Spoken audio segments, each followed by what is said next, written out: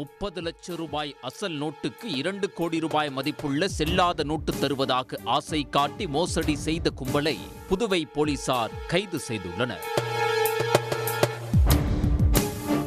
Puducherry Mudaliarpet John Paul நகரைச் சேர்ந்தவர் 60 வயது சலீம் ராஜா.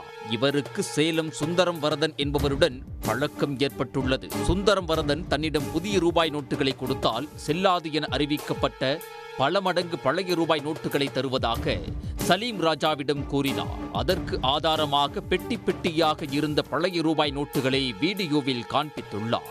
இதனை பார்த்த சலீம் ராஜா தனது மகன் ஃபெரோஸிடம் கூறியுள்ளார். அவர் தனது நண்பர்களான உதயா, சதீஷ், தினகரன் ஆகியோரிடம் தெரிவித்தார். அவர்கள் மூவரும் தங்களிடம் உள்ள பணத்தை கொடுத்து பழைய பணம் வாங்க முடிவு செய்தனர். பின்பு மொத்தமாக ரூபாய் 30 லட்சம் திரட்டி சலீம் ராஜா மூலமாக சுந்தரத்திடம் ஒப்படைத்தனர். அவர்களுக்கு சுந்தரம் செல்லாத பணம் ரூபாய் 2 கோடி தருவதாக கூறினார்.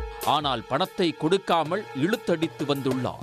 இது தொடர்பாக கேட்டபோது சரியாக பதில் கொடுக்கவில்லை. இதனால் அதிர்ச்சி அடைந்த தினகரன் புதுச்சேரி முதலியார்பேட்டை காவல் நிலையத்தில் புகார் தெரிவித்தார்.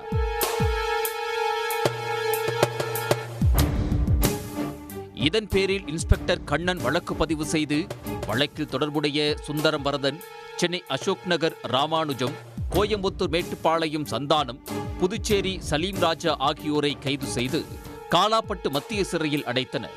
கைதானவர்களிடம் இருந்து மோசடிக்கு பயன்படுத்தப்பட்ட செல்போன் உள்ளிட்ட பொருட்கள் பறிமுதல் செய்யப்பட்டுள்ளது. சதுரங்க வேட்டை சினிமா பாணியில் ரூபாய் 30 லட்சம் மோசடி நடந்த சம்பவம் புதுச்சேரியில் பரபரப்பை ஏற்படுத்தியது.